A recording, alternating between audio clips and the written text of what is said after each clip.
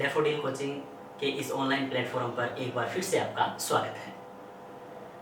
कल हम बात कर रहे थे पाचन तंत्र एवं उससे संबंधित अंगों की। तो उसमें हमने पढ़ा, सबसे पहले हमने दांतों के बारे में जाना, फिर हमने जीभ के बारे में पढ़ा, फिर हमने यवला या वेलम पैलेटाइन के बारे में पढ़ा कि वो किस प्रकार से नासाग्रसनी में भोजन को जाने से रोकता है। अब आगे अपन बात करेंगे मुख में पाया जाने वाला एक अन्य अंग जो एक पाचन सहायक ग्रंथि है, जिसे अपन क्या बोलते हैं, लार ग्रंथि बोलते हैं। तो आगे है लार ग्रंथि।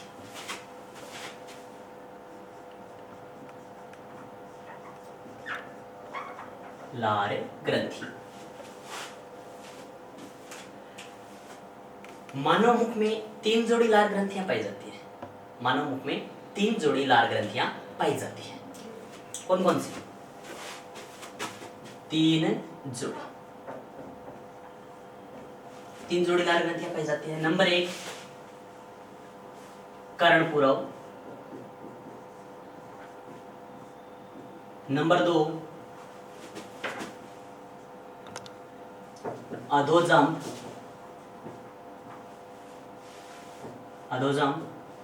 और नंबर 3 अधोजिह्वा।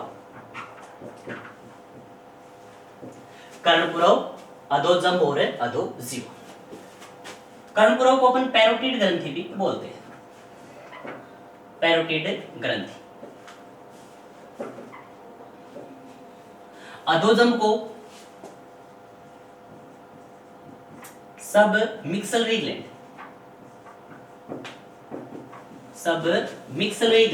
बोलते हैं। और जो अधोजिह्वा है उसे सबलिंगुअल ग्लैंड बोलते हैं। Sublingual gland.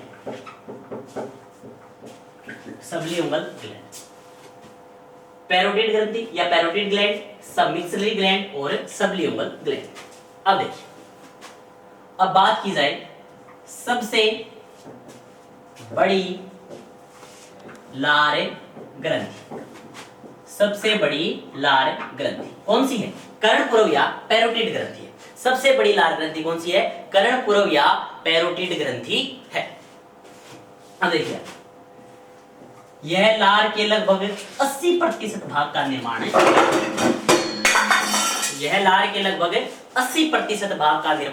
करती है। कौन सी? कर्णपुरव या पैरोटिड ग्रंथि। यह कहां स्थित होती है? कान के पास दोनों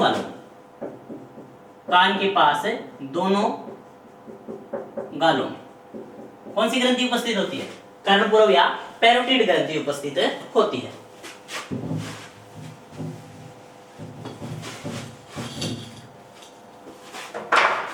आगे देखिए, ये जो पैरोटिड ग्रंथि है, पैरोटिड ग्रंथि से संबंधित एक रोग है जिसे अपन क्या बोलते हैं? गलसुआ या कंठमाला रोग। जिसमें माला के मनकों के समान गले के अंदर छोटी छोटी गांठों का निर्माण हो जाता है, जिसे हम क्या बोलते हैं? गलसुआ या कंठमाला रोग। कई बार पूछा गया परीक्षा में कि गलसुआ या कंठमाला रोग किससे संबंधित है? गलसुआ या कंठमाला रोग किससे संबंधित है? तो यह किससे संबंधित है? कर्णपुरव ग्रंथि से संबंधित है। यह किससे संबंधित है? कर्णपुरव ग्रंथि से संबंधित है। आगे देखिए, आगे बात करते हैं कि ये जो कर्णपुरव ग्रंथि है, ये सबसे ज्यादा तरल का निर्माण करती है। लार में जो सबसे ज्यादा तरल भाग है, देखो लार के सामान्य 3 भाग होते हैं। नंबर 1 तरल हो गया, नंबर 2 श्लेष्मा हो गया, और नंबर 3 पाचक एंजाइम हो गए। नंबर 3 क्या हो गए? पाचक एंजाइम हो गए। तो सबसे ज्यादा तरल का निर्माण कौन करती है? कर्णपुरव ग्रंथि करती है। सबसे ज्यादा तरल का निर्माण कौन करती है? कर्णपुरव ग्रंथि करती है। अब देखिए 2 नंबर ग्रंथि है अधोजिह्वा ग्रंथि। अधोजिह्वा ग्रंथि। अब अधोजीवा ग्रंथि है वो शरीर की, या अपन सबसे पहले बात कर लें कि सबसे छोटी लार ग्रंथि, सबसे छोटी लार ग्रंथि कौन सी है? अधोजीवा ग्रंथि। सबसे छोटी लार ग्रंथि, सबसे छोटी लार ग्रंथि कौन सी है? अधोजीवा ग्रंथि है। यहां तक कि देखिए सबसे छोटी बाह्य स्रावी ग्रंथि सामान्यतः स्वेद ग्रंथि को माना जाता है। सबसे छोटी बाह्य स्रावी ग्रंथि किसे माना जाता है? स्वेद ग्रंथि को माना जाता है। सुना होगा आपने। अब सुनिए, स्वेद ग्रंथियों की संख्या कितनी होती है? शरीर में स्वेद ग्रंथियों की संख्या कितनी होती है? लगभग 25 लाख स्वेद ग्रंथियां शरीर में पाई जाती है। तो आपको पता होना चाहिए कि ये जो स्वेद ग्रंथियां हैं इनका साइज, आकार अलग अलग होता है। इनका आकार क्या होता है? अलग अलग होता है। तो अगर बात करें शरीर की सबसे छोटी बाह्य स्रावी ग्रंथि, शरीर की सबसे छोटी बाह्य स्रावी ग्रंथि तो स्वेद ग्रंथि होगी। लेकिन कुछ स्वेद ग्रंथियां हैं वो अधोजीवा ग्रंथि से भी क्या होती है? बड़ी होती है। कुछ स्वेद ग्रंथियां अधोजीवा ग्रंथि से भी क्या होती है? बड़ी होती है। जैसे मानव मादा है, उसमें स्तन के चारों ओर पाई जाने वाली जो स्वेद ग्रंथि है वो सबसे बड़ी स्वेद ग्रंथि है। उसका आकार अधोजीवा ग्रंथि से बड़ा होता है। इसलिए कई बार ऑप्शन में श्वेत ग्रंथि न देकर क्या दे दिया जाता है? अधोजीवा ग्रंथि दे दिया जाता है। तो शरीर की सबसे छोटी बाह्य स्रावी ग्रंथि अगर आपसे पूछ ले तो कौन सी होगी? अधोजीवा ग्रंथि होगी। शरीर की सबसे छोटी बाह्य स्रावी ग्रंथि कौन सी होगी? अधोजीवा ग्रंथि होगी। चलो बताइए, शरीर की सबसे बड़ी ग्रंथि कौन सी है? शरीर की सबसे बड़ी ग्रंथि यकृत या लीवर, यकृत या लीवर। और शरीर की सबसे छोटी ग्रंथि कौन सी है? पीयूष ग्रंथि या पिट्यूटरी ग्रंथि, पीयूष ग्रंथि या पिट्यूटरी ग्रंथि शरीर की सबसे छोटी ग्रंथि है। अब अधोजीवा ग्रंथि है वो क्या करती है? अब देख, अधोजीवा ग्रंथि जिस प्रकार कर्णपूरक ग्रंथि है वो तरल का निर्माण करती है, ठीक उसी प्रकार यह श्लेष्मा का निर्माण करती है। श्लेष्मा या म्यूकस का निर्माण करती है। श्लेष्मा या म्यूकस का निर्माण करती है। कुछ मात्रा में तरल भी बनता है, लेकिन ज्यादा क्या बनता है इसमें? श्लेष्मा या म्यूकस बनता है। श्लेष्मा या म्यूकस बनता है। अब बात की जाए 3 नंबर पे। 3 नंबर पे है कौन सी? अधोजंभ या सब मिक्सलरी ग्लैंड। अधोजंभ या सब मिक्सलरी ग्लैंड।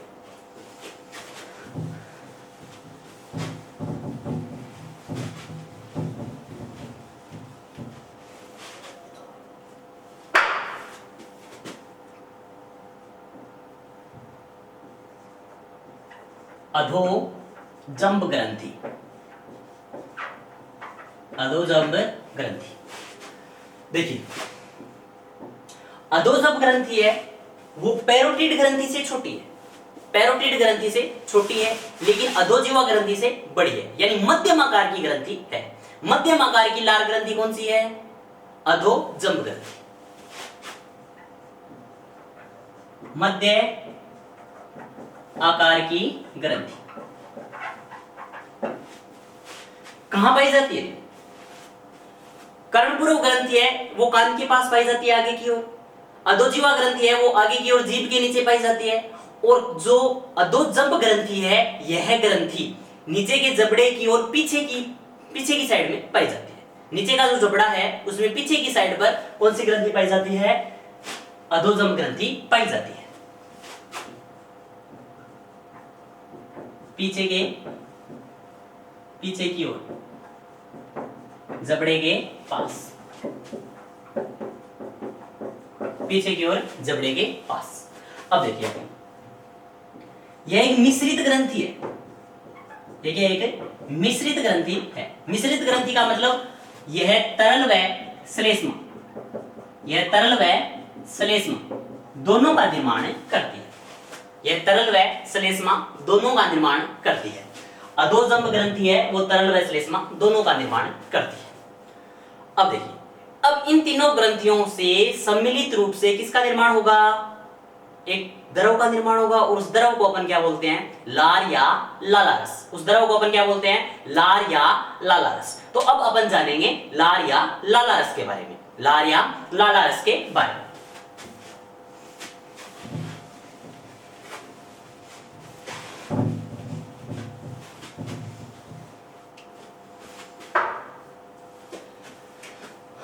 लार,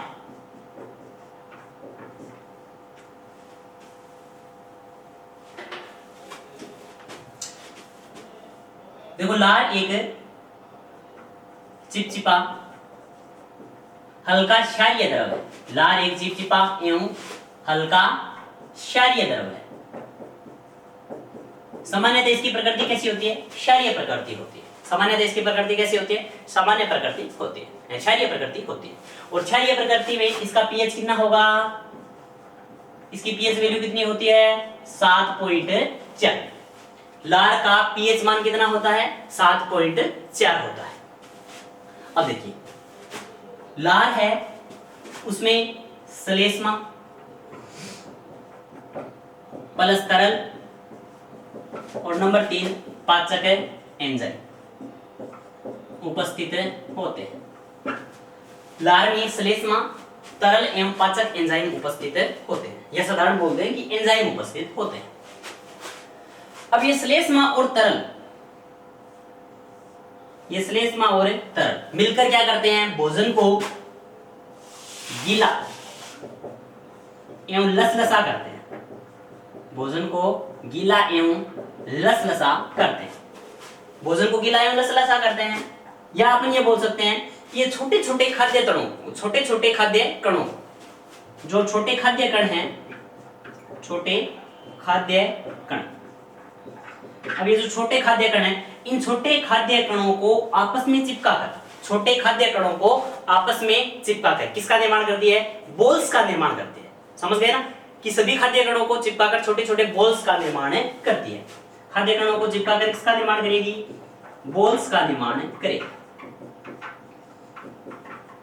और आपको पता होना चाहिए कि भोजन है वो ग्रसनी में किस प्रकार से गति करता है? बोल्स के रूप में गति करता है। अब देखिए आगे, चूंकि आहार नाल का आस्तर है वो क्या होता है? बहुत नाजुक और बहुत ही कोमल होता है।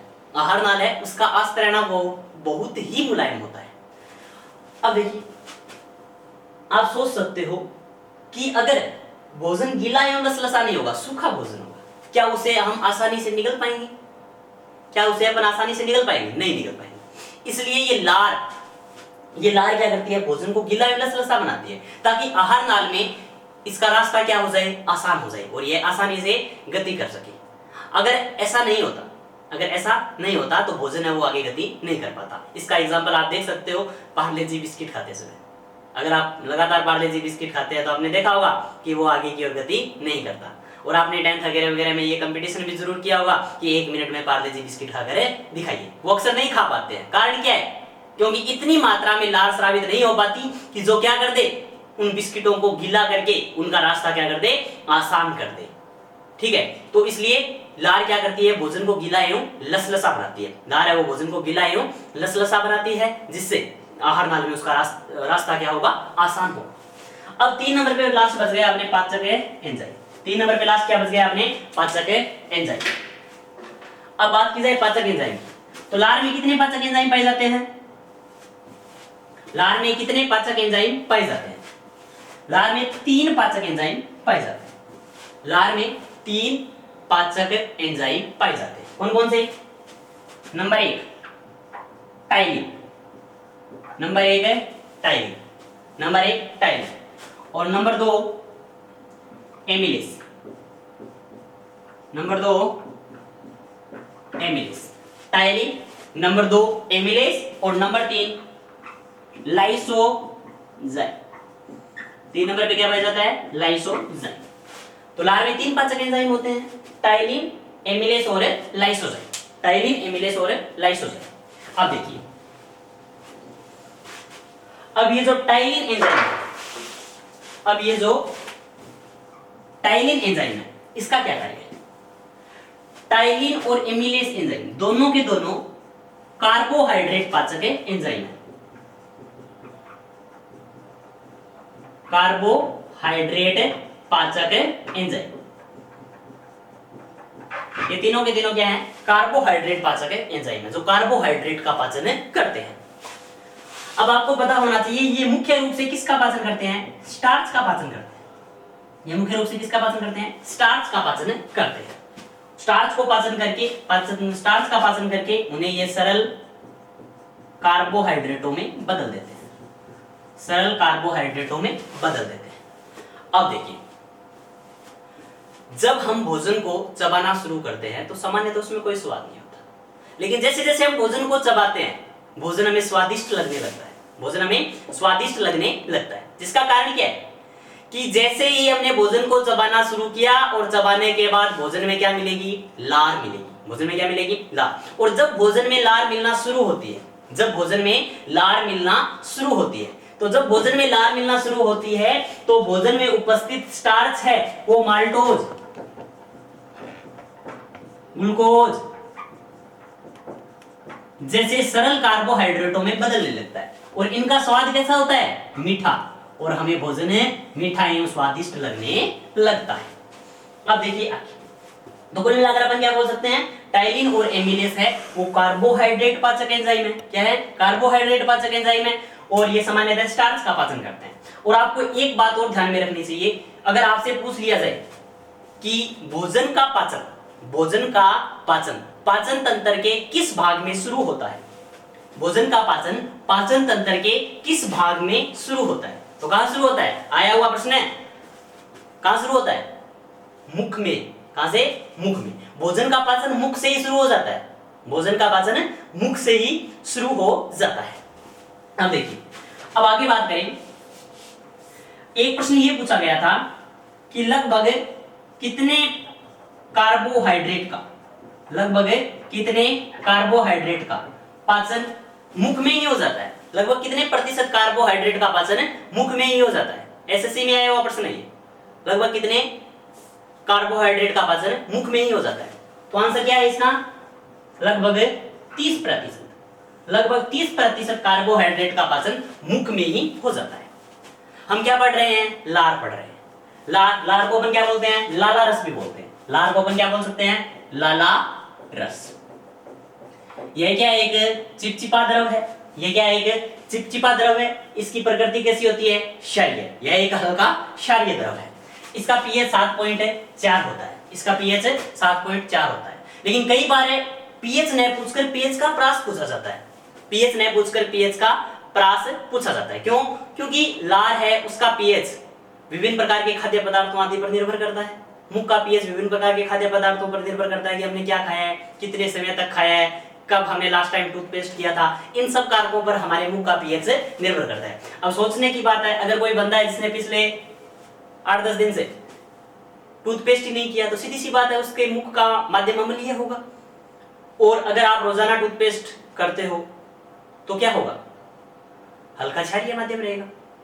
ठीक है, तो ये सब चलता रहता है। ओल और मुख का माध्यम कैसा होता है, अम्लीय होता है। याद रखना है, ओल और मुख का माध्यम कैसा होता है, अम्लीय होता है। अब देखिए, तो लार का पीएच प्रास, लार का पीएच प्रास 6.5 से 7.4 याद रख सकते हो। 6.5 से 7.4, 6.5 से 7.4 होता है। अब देखिए आगे, तीसरा एंजाइम है लाइसोजाइम एंजाइम। तीसरा एंजाइम है लाइसोजाइम एंजाइम। अब ये जो लाइसोजाइम एंजाइम है, ये जो लाइसोजाइम एंजाइम है, ये क्या करता है, भोजन के साथ आए हुए हानिकारक सूक्ष्म जीवों को नष्ट करता है। भोजन के साथ आए हुए हानिकारक सूक्ष्म जीवों को नष्ट करने का कार्य कौन करता है, लाइसोजाइम करता है। लाइसोजाइम भोजन के साथ आए सूक्ष्म जीवों को नष्ट करने का कार्य कौन करेगा, लाइसोजाइम करेगा। भोजन के साथ आए हुए हानिकारक जीवों को नष्ट करने का, सूक्ष्म जीवों को नष्ट करने का कार्य कौन करता है, लाइसोजाइम करता है। जिससे हमें किसी प्रकार की फूड पॉइजनिंग या खाद्य विषाक्तता जैसी समस्या उत्पन्न नहीं होती। अब आपको एक बात और ध्यान में रखनी है, लार के अलावा लाइसोजाइम, लार के अलावा लाइसोजाइम और कहां पाया जाता है, लार के अलावा लाइसोजाइम और कहां पाया जाता है। तो आपको याद रखना है, नंबर 1 आंसू, आंसू में क्या पाया जाता है, लाइसोजाइम पाया जाता है। क्यों, क्योंकि देखिए आंखों का संपर्क सीधा हवा से होता है और हवा के माध्यम से विभिन्न प्रकार के सूक्ष्म जीव हमारी आंखों में प्रवेश करते हैं। ठीक है, जिन्हें नष्ट करने का कार्य कौन करेगा, लाइसोजाइम करेगा। जिन्हें नष्ट करने का कार्य कौन करेगा, लाइसोजाइम करेगा। अब देखिए आगे, एक बात और कर सकते हैं, कई बार आंखों में आपने देखा होगा मच्छर वगैरह गिर जाता है, मच्छर गिर जाता है ना, तो आपने देखा होगा कि मच्छर जब आप बाहर निकालते हैं तो वो मरा हुआ निकलेगा, क्या वो आंसू में डूबकर मर जाता है क्या? नहीं, उसे नष्ट करने में कौन मदद करता है? लाइसोजाइम मदद करता है। अब आंसू में लाइसोजाइम पाया जाता है। 2 नंबर पे अपन बात कर सकते हैं पसीना, पसीने में भी लाइसोजाइम पाया जाता है, पसीने में भी लाइसोजाइम पाया जाता है। अब पसीने में जो लाइसोजाइम है वो क्या करता है, शरीर की त्वचा पर उपस्थित सूक्ष्म जीवों को क्या करता है? नष्ट करता है। जब ये सूक्ष्म जीव नष्ट होते हैं ना, तब दुर्गंध उत्पन्न होती है। तब क्या उत्पन्न होती है? दुर्गंध उत्पन्न होती है। और इसी कारण पसीने में क्या आती है? दुर्गंध आती है। पसीने में क्या आती है? दुर्गंध आती है। तो लार में लाइसोजाइम पाया जाता है, आंसू में लाइसोजाइम पाया जाता है, पसीने में लाइसोजाइम पाया जाता है। और 4 नंबर पे अपन बात कर लें, छोटी आंत में भी लाइसोजाइम पाया जाता है। वो कैसे पाया जाता है मैं आपको छोटी आंत के साथ आगे बता दूंगा। ठीक है, तो आपको ध्यान में रखना है, छोटी आंत, पसीना, आंसू और लार या मुख में क्या पाया जाता है? लाइसोजाइम एंजाइम पाया जाता है। और इसका मुख्य कार्य क्या है? सूक्ष्म जीवों को नष्ट करना। इसका मुख्य कार्य क्या है? सूक्ष्म जीवों को नष्ट करना। अब देखिए, भोजन का पाचन कहां से शुरू हुआ? मुख में। कहां से शुरू हुआ? मुख में। यानी आहार नाल का वह भाग जहां भोजन का पाचन शुरू होता है, मुख। कौन है? मुख। ध्यान में रह जाएगा। और कितने प्रतिशत कार्बोहाइड्रेट का पाचन लगभग मुख में हो जाता है? 30% कार्बोहाइड्रेट का पाचन मुख में हो जाता है। और आप एक बात और ही ध्यान रख सकते हो कि आहार नाल में भोजन, या अपन बात करें मुख्य रूप से ग्रास नली, ठीक है, मुख के बाद ग्रास नली में भोजन बोल्स के रूप में गति करता है। और लार में 3 प्रकार के पाचक एंजाइम पाए जाते हैं, टाइलिन, एमिलेज और लाइसोजाइम। ये कार्बोहाइड्रेट का पाचन करते हैं। और लाइसोजाइम किसको नष्ट करता है? भोजन के साथ आए हुए हानिकारक सूक्ष्म जीवों को नष्ट करने का कार्य लाइसोजाइम करता है। अब आगे बात करते हैं ग्रसिका। आगे बात करते हैं ग्रसिका या ग्रास नली। ग्रसिका या ग्रास नली, देखिए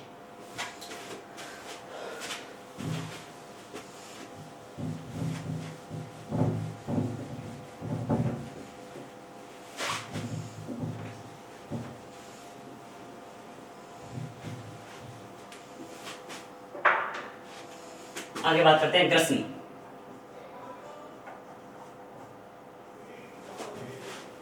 अब आपको ध्यान में रखना है कि मुख के बाद भोजन कहां प्रवेश करता है? ग्रसनी में प्रवेश करता है।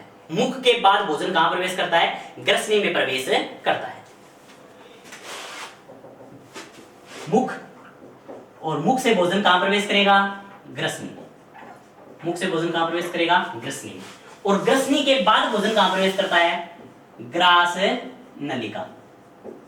ग्रास नलिका। मुख के बाद भोजन ग्रसनी में, और ग्रसनी के बाद ग्रास नलिका में। ग्रास नलिका को अपन ग्रसिका भी बोल देते हैं। ग्रास नलिका को अपन ग्रसिका भी बोल देते हैं। अब देखिए आगे, तो मुख से भोजन ग्रसनी में प्रवेश करता है। और ये जो ग्रसनी है वो कितने प्रकार की होती है? 3 प्रकार की होती है। ये ग्रसनी है वो कितने प्रकार की होती है? 3 प्रकार की होती है। ग्रसनी 3 प्रकार की होती है। नंबर 1 बताइए, नासा ग्रसनी। नंबर 1 है नासा ग्रसनी। नंबर 2 मुख ग्रसनी। नंबर 2 मुख ग्रसनी। और नंबर 3 कंठ ग्रसनी। नंबर 3 कंठ ग्रसनी। नासा ग्रसनी, मुख ग्रसनी और कंठ ग्रसनी। अब देखिए,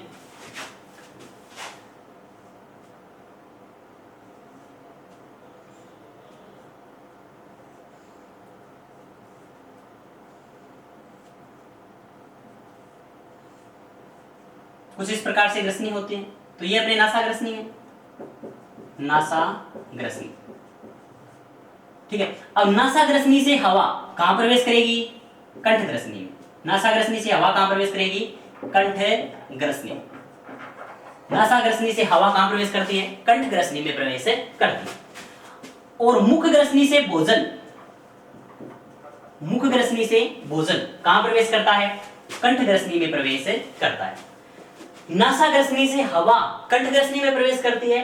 और मुख ग्रसनी से भोजन कहां प्रवेश करता है? कंठ ग्रसनी में प्रवेश करता है। तो आपको ध्यान में रखना है, कंठ ग्रसनी, कंठ ग्रसनी ही वह स्थान है, कंठ ग्रसनी ही वह स्थान है जहां भोजन व हवा, जहां भोजन व हवा का मार्ग उभयनिष्ठ यानी कॉमन होता है, यानी आहार नाल का वह भाग जहां हवा व भोजन दोनों उभयनिष्ठ होते हैं, दोनों एक साथ गति करते हैं। समझ गए? कौन है? कंठग्रसनी। कंठग्रसनी में एक बार जब सांस लेते हैं तब तो भोजन रुक जाता है, भोजन करते हैं तो सांस रुक जाता है। आपने देखा होगा कि आप निगलते समय सांस नहीं ले सकते और सांस लेते समय निगल नहीं सकते, लेकिन आपको ध्यान में रखना है कि कंठग्रसनी में भोजन व हवा का मार्ग उभयनिष्ठ या कॉमन होता है। तो हमने पढ़ा ग्रसनी कि मुख से भोजन ग्रसनी में प्रवेश करता है। ग्रसनी है वो 3 प्रकार की होती है, नासाग्रसनी, मुखग्रसनी और कंठग्रसनी। नासाग्रसनी से हवा कंठग्रसनी में प्रवेश करती है और मुखग्रसनी से भोजन है वो कंठग्रसनी में प्रवेश करता है। और कंठग्रसनी वह स्थान है जहां भोजन व हवा का मार्ग उभयनिष्ठ या कॉमन होता है। अब आगे बात करते हैं अपन ग्रास नलिका या ग्रसिका। ग्रास नलिका या ग्रसिका।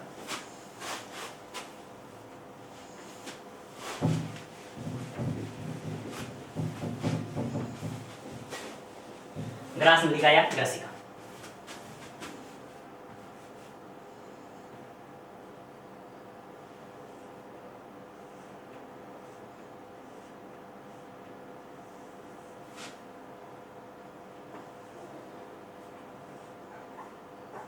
देखिए,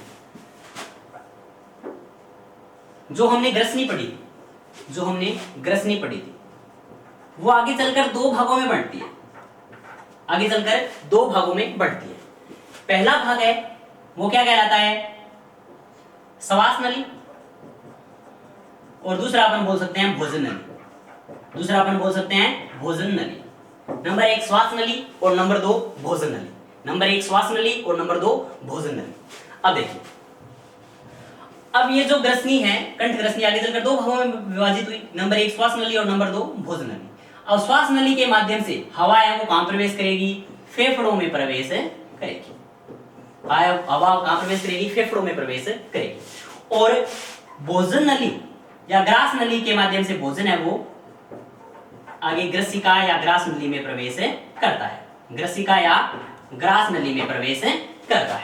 अब आपको ध्यान में ये रखना है कि ये जो श्वास नली और भोजन नली है, इनके ऊपर एक ढक्कन नुमा संरचना पाई जाती है। एक ढक्कन नुमा संरचना होती है जिसे अपन क्या बोलते हैं? घाटी ढक्कन बोलते हैं। घाटी ढक्कन या इसका दूसरा नाम है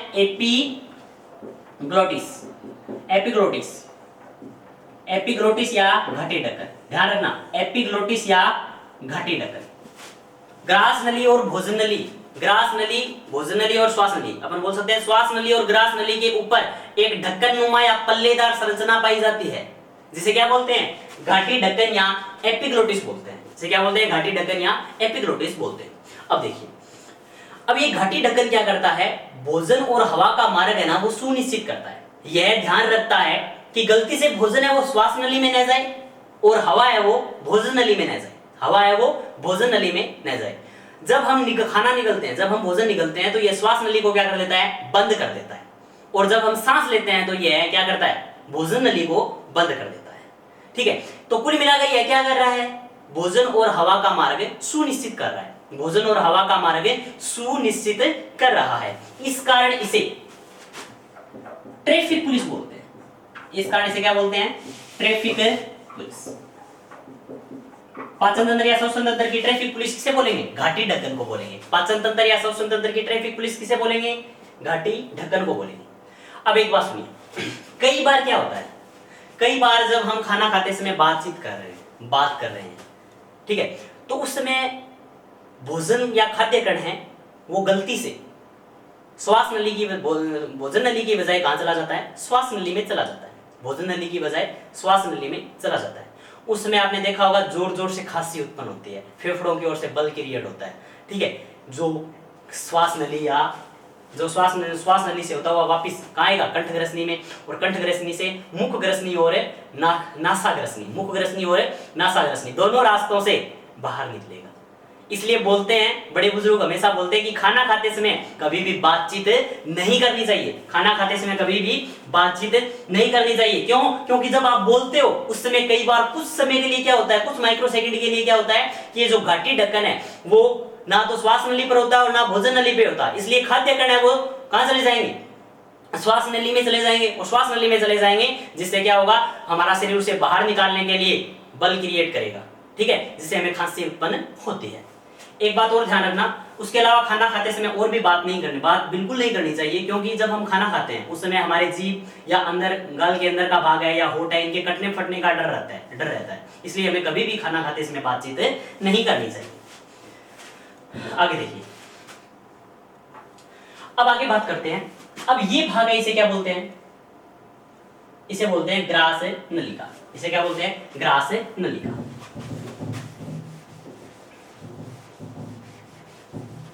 अब ये जो ग्रास नलिका है, ये ग्रास नलिका क्या करती है, मुख से भोजन को कहां तक लाएगी, मुख से भोजन को आमाशय तक लाएगी, मुख से भोजन को आमाशय तक लाने का कार्य करती है। ग्रसिका मुख से भोजन को कहां तक लाएगी, आमाशय तक लाएगी। अब देखिए, अब ये जो ग्रास नलिका है, इसके अंदर की ओर या इसके अंदर बोल दे, किसी भी प्रकार की पाचन ग्रंथि नहीं होती, किसी भी प्रकार की पाचन ग्रंथि नहीं होती। अगर हम ये बोले कि पाचन तंत्र का वह भाग, पाचन तंत्र का वह भाग जहां भोजन का पाचन नहीं होता, जहां भोजन का बिल्कुल भी पाचन नहीं होता, पाचन तंत्र का वह भाग जहां भोजन का बिल्कुल भी पाचन नहीं होता, तो कौन है, ग्रसिका या ग्रास नली, ग्रसिका या ग्रास नली। ग्रसिका या ग्रास नली में भोजन का पाचन नहीं होता, बल्कि यहां पर कुछ श्लेष्मा ग्रंथि पाई जाती है। यहां पर क्या उपस्थित होती है, श्लेष्मा ग्रंथि पाई जाती है, श्लेष्मा ग्रंथि, यहां पर कुछ श्लेष्मा ग्रंथि पाई जाती है। ये श्लेष्मा ग्रंथि क्या करती है, भोजन को चिकना बनाकर सलेब की तरह कार्य करके भोजन को आगे की ओर गति देती है, आगे की ओर गति देती है।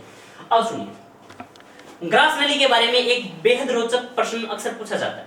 देखिए वो कौन सा है, कि जो ग्रास नली है उसमें भोजन की गति किस प्रकार से होती है, ग्रास नलिका में भोजन की गति है वो किस प्रकार से होती है। देखिए, आपको पता होगा कि हमेशा मुख से भोजन है वो किस में आएगा, बोल्स के रूप में आएगा। मुख से भोजन है वो किसके रूप में आएगा, बोल्स के रूप में आएगा।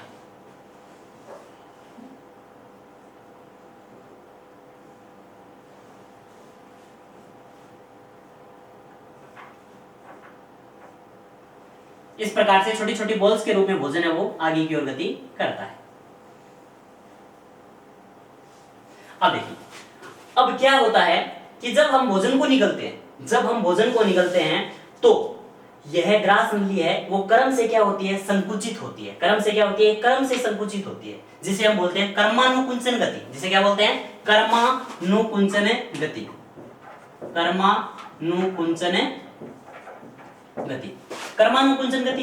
अब भोजन है वो कर्मानुकुंचन गति करता हुआ, यानी ग्रास नली में भोजन है वो कर्मानुकुंचन गति करता हुआ हमेशा आगे की ओर गति करता है, कर्मानुकुंचन गति करता हुआ हमेशा आगे की ओर गति करता है। अब देखिए, अब अगर बात की जाए उल्टी या वमन के समय, उल्टी या वमन, उल्टी या वमन के समय यह घटना है वो क्या हो जाती है, विपरीत दिशा में होती है। यह घटना विपरीत दिशा में होती है। जब उल्टी या वमन होती है तो आमाशय के द्वारा जो फोर्स या बल क्रिएट होता है उसके माध्यम से यह कर्मानुकुंचन गति विपरीत दिशा में होती है, जिससे खाद्य कण है वो मुख मार्ग से या नासा मार्ग से शरीर से बाहर निकल जाते हैं। मुख मार्ग एवं नासा मार्ग से मुख से बाहर, शरीर से बाहर निकल जाते हैं। तो इस गति को क्या बोलते हैं अपन, कर्मानुकुंचन गति बोलते हैं। तो कुल मिलाकर हमें तीन बातें ध्यान में रखनी है। नंबर एक पे आपने क्या बोला कि श्वास नली और भोजन नली, श्वास नली और भोजन नली के ऊपर एक पल्लिनामा या ढक्कनुमा संरचना होती है, जिसे अपन क्या बोलते हैं, घाटी ढक्कन या एपिग्लोटिस बोलते हैं, जिसे अपन घाटी ढक्कन या एपिग्लोटिस बोलते हैं। फिर हमने क्या पढ़ा कि एपिग्लोटिस है उसे क्या बोलते हैं, पाचन तंत्र या श्वसन तंत्र की ट्रैफिक पुलिस बोलते हैं। क्यों, क्योंकि यह भोजन और श्वसन का मार्ग, भोजन और श्वास का मार्ग सुनिश्चित करता है। फिर हमने क्या पढ़ा, फिर हमने पढ़ी ग्रास नलिका या ग्रसिका, ग्रास नलिका या ग्रसिका। तो इसमें आपको बात ध्यान में रखना है कि इसमें किसी भी प्रकार की पाचक ग्रंथि उपस्थित नहीं होती, किसी भी प्रकार की पाचक ग्रंथि उपस्थित नहीं होती। किसमें, ग्रास नलिका में। फिर इसमें क्या उपस्थित होती है, श्लेष्मा ग्रंथियां उपस्थित होती है, जो क्या करती है, श्लेष्मा का स्राव करती है, और यह श्लेष्मा भोजन के मार्ग को क्या करता है, सुगम बनाता है, भोजन के मार्ग को सुगम बनाता है। अगली बात ये ध्यान में रखनी है कि जो ग्रास नलिका या ग्रसिका है उसमें कर्मानुकुंचन गति होती है, उसमें कर्मानुकुंचन गति होती है, और इस कर्मानुकुंचन गति के माध्यम से, उस कर्मानुकुंचन गति के माध्यम से भोजन है या ग्रास नलिका है वो कंटिन्यू एक क्रम से संकुचित होगी, और इस संकुचन के माध्यम से खाद्य कण है वो कहां पहुंचेंगे, आमाशय में पहुंचेंगे। अब बात करते हैं पाचन तंत्र के सबसे महत्वपूर्ण अंग, पाचन तंत्र के सबसे महत्वपूर्ण अंग जिसे अपन क्या बोलते हैं, आमाशय। आमाशय बहुत ही महत्वपूर्ण है, बहुत ही इंपॉर्टेंट है। अक्सर क्वेश्चन उठता है आमाशय और छोटी आंत से, आपको बहुत ही ध्यान से पढ़ना होगा इसे, आमाशय और छोटी आंत।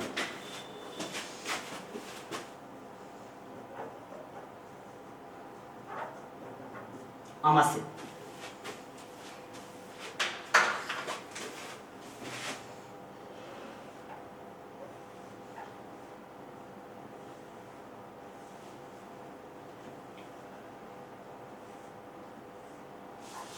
कुछ इस प्रकार से आमाशय होता है। अगर बात की जाए आहार नाल के सबसे चौड़े भाग की, आहार नाल के सबसे चौड़े भाग की, आहार नाल का सबसे चौड़ा भाग, आहार नाल का सबसे चौड़ा भाग कौन है, आमाशय। आहार नाल का सबसे चौड़ा भाग कौन है, आमाशय है। आहार नाल का सबसे चौड़ा भाग कौन है, आमाशय है। अब देखिए आमाशय है वो उल्टे जे आकार का होता है, उल्टे जे आकार का होता है। आमाशय है वो उल्टे जे आकार का होता है। अब देखिए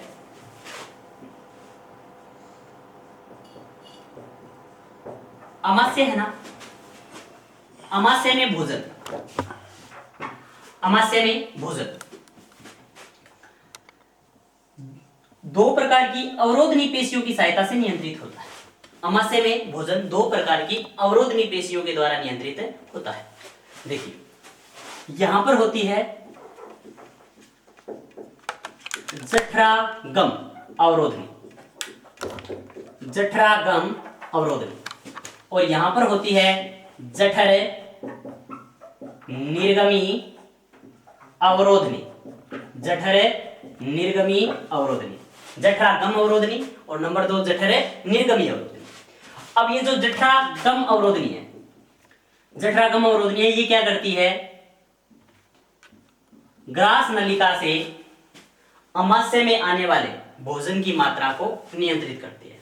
ग्रास नलिका से आमाशय में आने वाले भोजन की मात्रा को नियंत्रित करती है। साथ में यह आमाशय से, साथ में यह आमाशय से भोजन को वापस किस में जाने से रोकती है, ग्रास नलिका में जाने से रोकती है, ग्रास नलिका में जाने से रोकती है।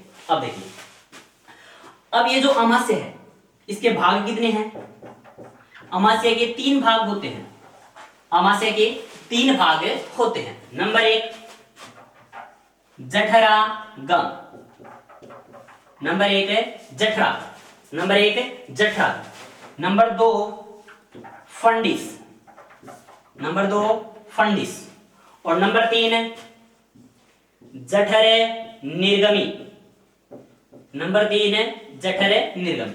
जठरागम, फंडिस और जठर निर्गमी, जठरागम, फंडिस और जठर निर्गमी। अब देखिए अब ये जो पहला भाग है ये होता है जठरागम भाग, जठरागम भाग, ये जो पहला भाग है वो क्या है, जठरागम भाग है। और ये जो अंतिम भाग है, ये जो अंतिम भाग है यह जठर निर्गमी या पायलोरिक भाग, पायलोरिक भाग, जठर निर्गमी या पायलोरिक भाग। और ये जो मध्य भाग है इसे बोलते हैं फंडिस, इसे क्या बोलते हैं, फंडिस। अब यहां पे आपको 2 बातें ध्यान में रखनी है। आमाशय का सबसे चौड़ा भाग, आमाशय का सबसे चौड़ा भाग कौन सा होता है, जठरागम। आमाशय का सबसे चौड़ा भाग, अमाशय का सबसे चौड़ा भाग जठरागम भाग होता है। अमाशय का सबसे चौड़ा भाग कौन सा होता है? जठरागम भाग होता है।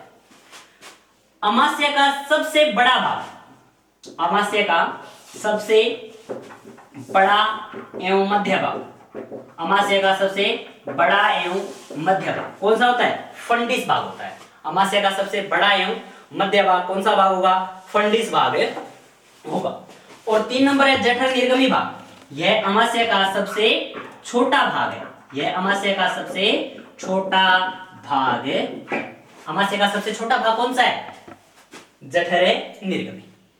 दोबारा देखना, अमाशय का सबसे चौड़ा भाग जठरागम, अमाशय का सबसे बड़ा भाग फंडिस भाग और अमाशय का सबसे छोटा भाग जठर निर्गमी। अमाशय का सबसे छोटा भाग जठर निर्गमी।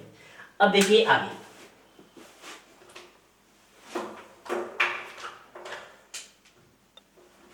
अब बात करते हैं अपन अमाशय में पाए जाने वाले विभिन्न प्रकार के पाचक रसों एंजाइमों के बारे में। देखिए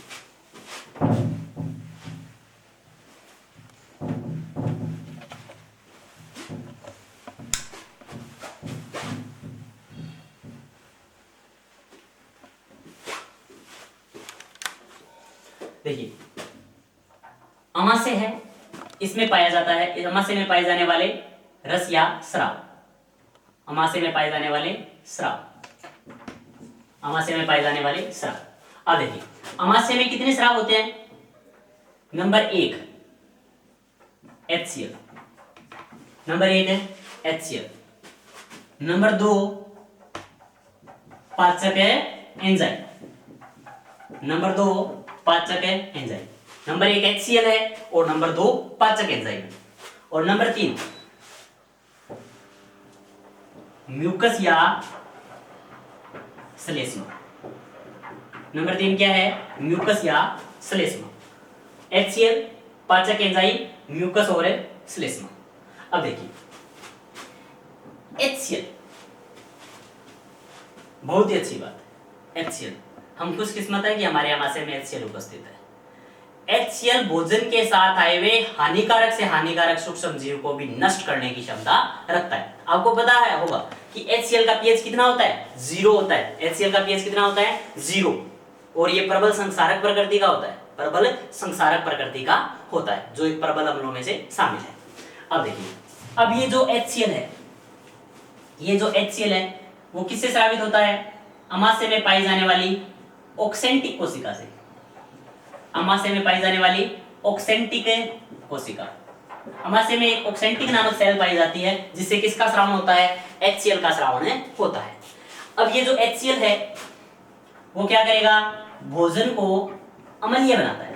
HCl है वो भोजन को क्या बनाता है? अम्लीय बनाता है। HCl का पहला कार्य क्या है? भोजन को अम्लीय बनाना। यह भोजन को अम्लीय बनाता है, और जब भोजन अम्लीय बन जाता है तो भोजन सड़ने से बचता है। तो भोजन को सड़ने से कौन रोकता है?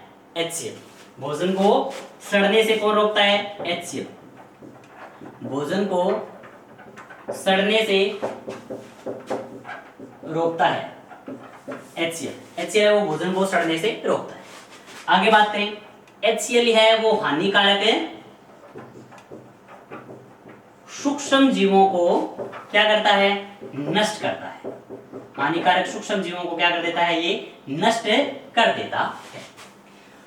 आगे देखिए, अब ये जो HCl है वो क्या करता है? पाचक एंजाइमों को सक्रिय करता है। पाचक एंजाइमों को सक्रिय करता है। पाचक एंजाइमों को सक्रिय करने का कार्य किसका है? HCl का। अमाशय में पाचक एंजाइमों को सक्रिय करने का कार्य किसका है? HCl का है। अब आपको पता होना चाहिए कि अमाशय में 2 प्रकार के पाचक एंजाइम उपस्थित होते हैं। अमाशय में 2 प्रकार के पाचक एंजाइम उपस्थित होते हैं। नंबर 1 पेप्सिन और नंबर 2 रेनिन। नंबर 1 पेप्सिन और नंबर 2 रेनिन। अब देखिए, ये दोनों एंजाइम है ना चीफ कोशिका या पेप्टिक कोशिका, पेप्सिन और रेनिन एंजाइम है वो चीफ कोशिका या पेप्टिक कोशिका द्वारा स्रावित होते हैं। किसके द्वारा स्रावित होते हैं? चीफ कोशिका या पेप्टिक कोशिका के द्वारा स्रावित होते हैं। अब देखिए, जब ये स्रावित होते हैं तो अपने निष्क्रिय रूप में उपस्थित होते हैं। जब पेप्सिन और रेनिन एंजाइम स्रावित होते हैं तो ये अपने निष्क्रिय रूप में होते हैं। अब बात करते हैं सबसे पहले पेप्सिन एंजाइम की। पेप्सिन एंजाइम जब चीफ कोशिका या पेप्टिक कोशिका द्वारा स्रावित होता है, चीफ कोशिका या पेप्टिक कोशिका द्वारा स्रावित होता है, तो यह अपने निष्क्रिय रूप प्रो एंजाइम पेप्सिनोजन, क्या प्रो एंजाइम पेप्सिनोजन, दोबारा pro enzyme pepsinogen, pro enzyme pepsinogen, यह अपने निष्क्रिय रूप प्रो एंजाइम पेप्सिनोजन के रूप में होता है। अब यह जब प्रो एंजाइम पेप्सिनोजन, जब यह प्रो एंजाइम पेप्सिनोजन किसके रूप संपर्क में आता है, HCl के संपर्क में आता है, जब यह प्रो एंजाइम पेप्सिनोजन HCl के संपर्क में आता है तो यह सक्रिय होकर किसमें बदल जाता है, पेप्सिन में बदल जाता है। यह सक्रिय होकर किसमें बदल जाता है, पेप्सिन में बदल जाता है। और पेप्सिन फिर किसका पाचन करता है, प्रोटीन का पाचन करता है। फिर पेप्सिन किसका पाचन करेगा, प्रोटीन का पाचन करेगा। अब देखिए, तो प्रो एंजाइम पेप्सिनोजन है वो चीफ कोशिका, चीफ कोशिका या पेप्टिक कोशिका या जाइमोजन कोशिका, चीफ कोशिका, पेप्टिक कोशिका या जाइमोजन कोशिका द्वारा स्रावित होता है, जो अपने निष्क्रिय रूप प्रो एंजाइम पेप्सिनोजन के रूप में स्रावित होता है। और इसे सक्रिय करने का कार्य कौन करता है, HCl करता है। और HCl प्रो एंजाइम पेप्सिनोजन को एक्टिवेट करके किसमें बदल देता है, पेप्सिन में बदल देता है। ये तो पहला एंजाइम था। अब दूसरा एंजाइम है अपने पास है, कौन सा, रेनिन एंजाइम। दूसरा एंजाइम कौन सा है, रेनिन। नंबर 1 पेप्सिन और नंबर 2 रेनिन। नंबर 2 क्या है, रेनिन। अब रेनिन है वो अपने निष्क्रिय रूप प्रोरेनिन के रूप में स्रावित होता है।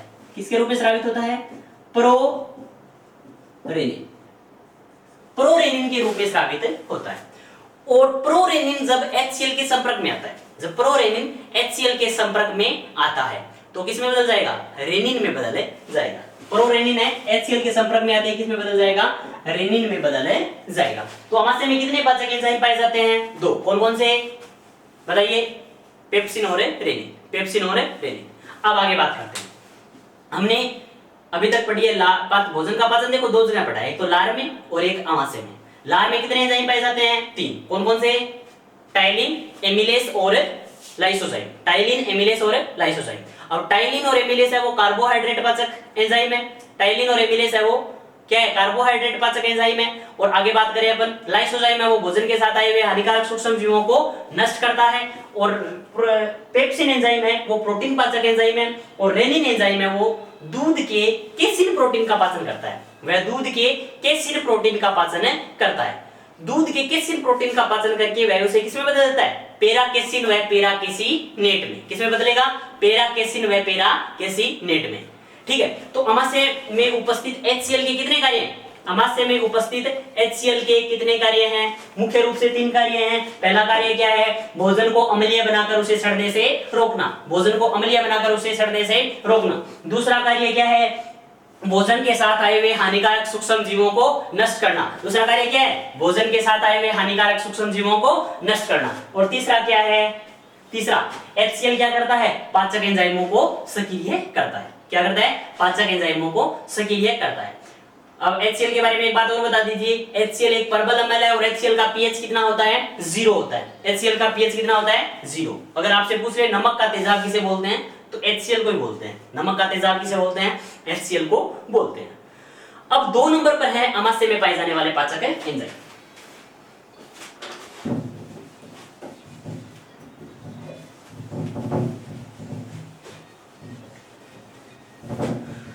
अमाशय में पाए जाने वाले पाचक एंजाइम, 2 छोटी छोटी बातें हैं, याद रह जाएंगी आराम से।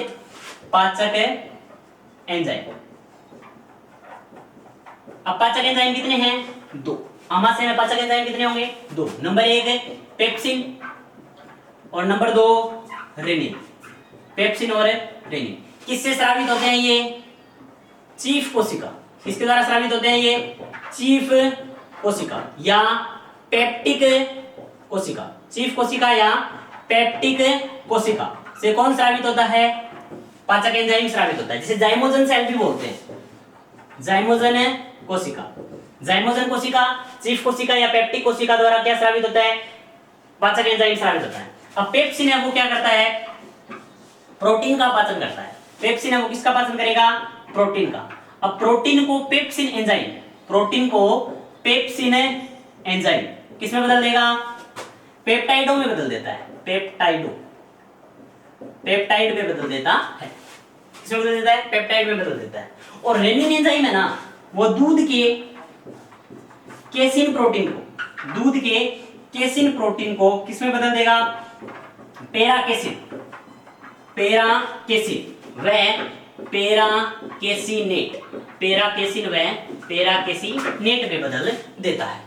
दूध के केसिन प्रोटीन को पेराकेसिन व पेराकेसिनेट में बदल देता है। अब देखिए, तो हमने दो बातें पढ़ी, पहला क्या था? HCl और 2 नंबर पे क्या था? पाचक एंजाइम। अब उसके अलावा अमाशय में एक प्रकार का स्राव और स्रावित होता है जिसे अपन बोलते हैं म्यूकस या श्लेष्मा, जिसे अपन क्या बोलते हैं? म्यूकस या श्लेष्मा।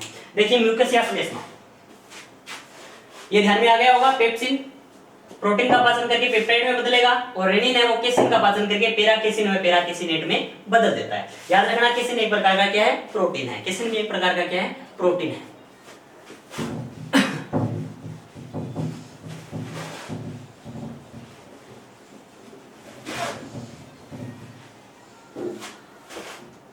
हाँ, अब आगे बात करते हैं श्लेष्मा, जिसे इंग्लिश में क्या बोलते हैं? म्यूकस बोलते हैं। श्लेष्मा या म्यूकस, श्लेष्मा या म्यूकस। बताइए, श्लेष्मा या म्यूकस किससे स्रावित होता है? श्लेष्मा या म्यूकस किससे स्रावित होता है? श्लेष्मा ग्रथिकाओं से, श्लेष्मा ग्रथिकाओं से, या अपन नॉर्मल बोल सकते हैं श्लेष्मा ग्रीवा कोशिकाओं से। श्लेष्मा ग्रथिकाओं से या श्लेष्मा ग्रीवा कोशिकाओं से किसका श्रावण होता है? श्लेष्मा का श्रावण होता है। अब ये जो श्लेष्मा है वो क्या करेगा?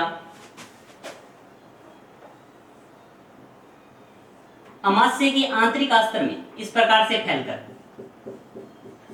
अमाशय के आंतरिक आस्तर में इस प्रकार से फैलकर क्या करेगा? HCl को अमाशय की आंतरिक भित्ति के संपर्क में आने से रोकता है, अमाशय की आंतरिक भित्ति के संपर्क में आने से रोकता है। ठीक है, अब देखिए, उसके अलावा अपन ये बोल सकते हैं कि ये किसकी तरह कार्य करेगा? एक स्नेहक की तरह कार्य करेगा, एक स्नेहक की तरह कार्य करेगा। अब देखिए, कई बार क्या होता है, कई बार अपच की स्थिति पैदा हो जाती है जब हम ज्यादा खा लेते हैं, विशेष करके शादी में जब स्वादिष्ट व्यंजन हमारे सामने हो तो हम कुछ ज्यादा खा लेते हैं। ठीक है, प्लेट का साइज पता नहीं होता उसमें क्या क्या होता है। उस कंडीशन में आपने देखा होगा अक्सर सीने में जलन महसूस होती है। शादी की प्लेट होती है, उसका साइज कुछ अलग ही होता है, उसमें सारा मटेरियल, प्रत्येक पार्ट का एक एक पार्ट है ना, पूरी प्लेट में बिल्कुल भी जगह नहीं होती। कुछ लोग तो बड़े लिचड़ होते हैं, हाँ, शादी में जाते ही सिर्फ खाने के लिए। अब देखिए, तो उस कंडीशन में क्या होगा कि अमाशय में हमने भोजन, अमाशय में भोजन क्या होगा? ज्यादा मात्रा में होगा। अमाशय में भोजन क्या होगा? ज्यादा मात्रा में होगा। जब भोजन ज्यादा मात्रा में होगा तो अमाशय क्या करेगा? ज्यादा मात्रा में HCl रिलीज करेगा। अब ज्यादा मात्रा में HCl रिलीज करेगा, तो जब ज्यादा मात्रा में HCl रिलीज होगा तो ये अतिरिक्त HCl अमाशय की आंतरिक भित्ति के संपर्क में आ जाता है, अमाशय की आंतरिक भित्ति के संपर्क में आ जाता है, जिससे हमें सीने में जलन महसूस होती है। यहाँ पर क्या महसूस होती है? जलन महसूस होती है। सीने में क्या महसूस होती है? जलन महसूस होती है। अब ये जो जलन महसूस होती है ना, इस जलन को अपन क्या बोलते हैं? एसिडिटी बोलते हैं। इस जलन को अपन क्या बोलते हैं? एसिडिटी बोलते हैं। इस जलन को क्या बोलेंगे? एसिडिटी या उदर अम्लता, एसिडिटी या उदर अम्लता, एसिडिटी या उदर अम्लता बोलते हैं। उसके अलावा इसे साधारण भाषा में तेजाब बनना भी बोल देते हैं। तेजाब बनना क्या बोल देते हैं? तेजाब बनना, एसिडिटी, उदर अम्लता या तेजाब बनना। ठीक है, कभी कभी अपच की स्थिति में जब अमाशय ज्यादा मात्रा में HCl रिलीज करता है तो यह HCl अमाशय की आंतरिक दीवारों के संपर्क में आ जाता है, अमाशय की आंतरिक दीवारों के संपर्क में आ जाता है, जिससे सीने में क्या महसूस होती है? जलन महसूस होती है। और इस जलन को अपन क्या बोल देते हैं? एसिडिटी, उदर अम्लता और तेजाब, उदर अम्लता, एसिडिटी और तेजाब बनना बोलते हैं। अब देखिए, जब ये तेजाब बनती है तो सीधी सी बात है, अमाशय में क्या जाता है? अमल जाता है। अमाशय में क्या जाता है? अमल जाता है। तो हमें खत्म किसे करना है? अमल को खत्म करना है। और आपको पता है अमल का दुश्मन कौन होता है? क्षारक। अम्ल का दुश्मन कौन होता है? क्षारक या क्षार। अम्ल का दुश्मन कौन होता है? क्षार। अब ये क्षार, तो हमें सेवन किसका करना पड़ेगा? दुर्बल क्षारक। किसका? दुर्बल क्षारक।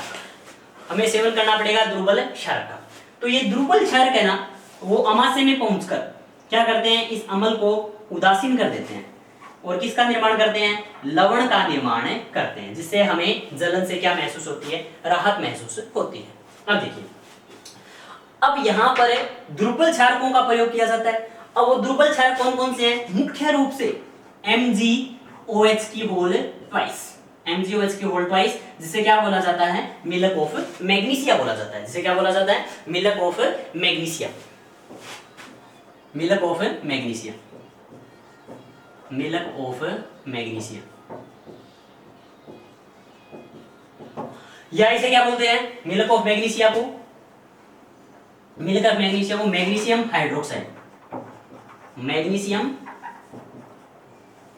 Hydroxide, magnesium hydroxide. अब ये मिल्क ऑफ मैग्नीशिया या मैग्नीशियम हाइड्रोक्साइड अमाशय में पहुंचकर अतिरिक्त अम्ल को क्या करता है? उदासीन करता है। तो ये अम्ल के क्या कर रहा है? विपरीत कार्य कर रहा है। ये अम्ल के विपरीत कार्य कर रहा है। इस कारण से क्या बोलेंगे? प्रति अम्ल बोलेंगे। इस कारण से क्या बोलेंगे? प्रति अम्ल। तो एसिडिटी के उपचार हेतु या उदर अम्लता के उपचार हेतु किसका उपयोग करते हैं? प्रति अम्लों का उपयोग करते हैं, या एसिड के एंटी, एसिड के विपरीत एंटासिड, क्या बोलेंगे? एंटासिड। तो उदर अम्लता के उपचार हेतु एंटासिड या प्रति अम्लों का उपयोग किया जाता है। एंटासिड या प्रति अम्ल, एंटासिड या प्रति अम्लों का उपयोग किया जाता है। और प्रति अम्ल या एंटासिड क्या होते हैं? क्षार। और कौन से क्षारों का उपयोग किया जाता है? हल्के क्षारों का उपयोग किया जाता है, यानी दुर्बल क्षारों का उपयोग किया जाता है। अब देखिए, दुर्बल क्षारों में मुख्य रूप से मिल्क ऑफ मैग्नीशिया का, इसके अलावा सोडियम हाइड्रोजन कार्बोनेट या सोडियम बाइकार्बोनेट का भी यूज किया जाता है, जिसे अपन साधारण भाषा में क्या बोलते हैं? मीठा सोडा या खाने का सोडा। मीठा सोडा या खाने के सोडे का उपयोग भी हम एसिडिटी के उपचार हेतु कर सकते हैं। घरेलू उपयोग है, अच्छा नुस्खा है। अगर कभी एसिडिटी हो तो आप मीठे सोडे या खाने के सोडे को यूज कर सकते हो। ठीक है, अब खाने के सोडे के बारे में आप देखिए, इसका सूत्र होता है NaHCO3, NaHCO3, sodium hydrogen carbonate, sodium hydrogen carbonate, या इसे बोलते हैं सोडियम बाइकार्बोनेट, या इसे क्या बोलते हैं? Sodium bicarbonate. इसी का नाम है बेकिंग सोडा, इसी का नाम है खाने का सोडा, और इसी का नाम है मीठा सोडा। मीठा सोडा, बेकिंग सोडा, खाने का सोडा, सोडियम बाइकार्बोनेट और sodium hydrogen carbonate. Sodium bicarbonate और सोडियम हाइड्रोजन कार्बोनेट जो किसकी तरह कार्य करता है? एंटासिड की तरह कार्य करता है, जो एंटासिड की तरह कार्य करता है। एक बात और सुनी होगी आपने कि एसिडिटी का इलाज, सबसे प्रभावी इलाज आजकल क्या चल रहा है? डिजिटल हो गए हैं सब, मॉडर्न लोग हैं। इनो नाम सुना होगा आपने? इनो, जो काम शुरू करे 6 सेकंड में। सुना है ना आपने कि जो काम शुरू करे 6 सेकंड में? उसका कारण क्या है? देखिए,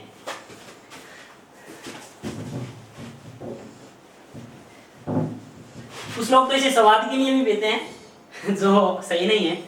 वैसे आपकी मर्जी है, जो खाना आप चाहो, जो पीना चाहो पी सकते हो, लेकिन लॉकडाउन में कुछ और पीने की कोशिश मत करना।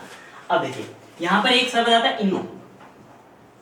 अब इनो है, इसमें आपको पता होना चाहिए मिल्क ऑफ मैग्नीशिया प्रधान मात्रा में होता है, और थोड़ी सी मात्रा में क्या होता है? NaHCO3।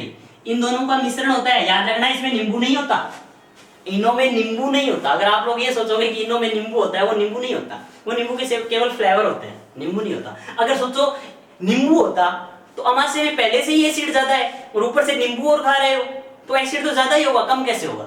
नहीं होगा ना। तो इनो के अंदर क्या नहीं होता? नींबू नहीं होता। क्या होता है? मिल्क ऑफ मैग्नीशिया और सोडियम बाइकार्बोनेट का मिश्रण होता है। और अब ये अमाशय में पहुंचकर क्या करेंगे? अतिरिक्त अम्ल को शांत करेंगे, अतिरिक्त अम्ल को शांत करेंगे। अब बात है कि ये 6 सेकंड में काम कैसे करता है? क्यों इसे पगार डबल मिलती है क्या? ये 6 सेकंड में कार्य कैसे करता है? तो आपको पता होना चाहिए कि अम्ल और क्षार आपस में विक्रिया करके एक दूसरे के प्रभाव को नष्ट करते हैं ना। और किसका निर्माण होता है? लवण का निर्माण होता है। इस अभिक्रिया को अपन क्या बोलते हैं? उदासीनीकरण अभिक्रिया बोलते हैं। क्या बोलते हैं? उदासीनीकरण अभिक्रिया। बोलते हैं। और आपको पता होना चाहिए कि उदासीनीकरण अभिक्रिया है वो एक तीव्र अभिक्रिया है, बहुत ही तेजी से संपन्न होती है। यह 10 की पावर -10 सेकंड में खत्म हो जाती है, 10 की घात -10 सेकंड में खत्म हो जाती है। आप देख सकते हो क्लास 10 साइंस बुक है, उसका चैप्टर नंबर 6, उसमें लिखा हुआ मिल जाएगा आपको कि यह 10 की पावर -10 सेकंड में, 10 की पावर -10 सेकंड में यह विक्रिया क्या हो जाएगी, खत्म हो जाएगी। कौन सी विक्रिया, अम्ल प्लस क्षार। तो यह तीव्र अभिक्रिया का उदाहरण है, इसलिए यह क्या करेगी, इन्हों 6 सेकंड में अपना काम पूरा कर देता है। तो आज हमने अमाशय के बारे में पढ़ा, अमाशय के भाग पढ़े, अमाशय में पाए जाने वाले कुछ स्रावों को पढ़ा। एक बात और सुन लीजिए, अब ये जो अमाशय में HCl है, पाचक एंजाइम है और श्लेष्मा है, इन सब को सम्मिलित रूप से अपन क्या बोलते हैं, जठर रस बोलते हैं। इन सबको सम्मिलित रूप से अपन क्या बोलते हैं, जठर रस। जठर रस जिसका पीएच कितना होता है, 1.2 होता है। जिसका पीएच कितना होता है, 1.2 होता है। और इसका पीएच प्रास भी अपन को मिल सकता है 1.2 से 2.5 तक। कहां तक है, 1.2 से 2.5 तक। तो ये आज हमने अमाशय के बारे में पढ़ा। उम्मीद करता हूं आपको ये पसंद आया होगा। तो लास्ट में थैंक यू। अगर आपको वीडियो पसंद आए तो ज़्यादा से ज़्यादा लाइक कीजिए, शेयर कीजिए, सब्सक्राइब कीजिए। Thank you.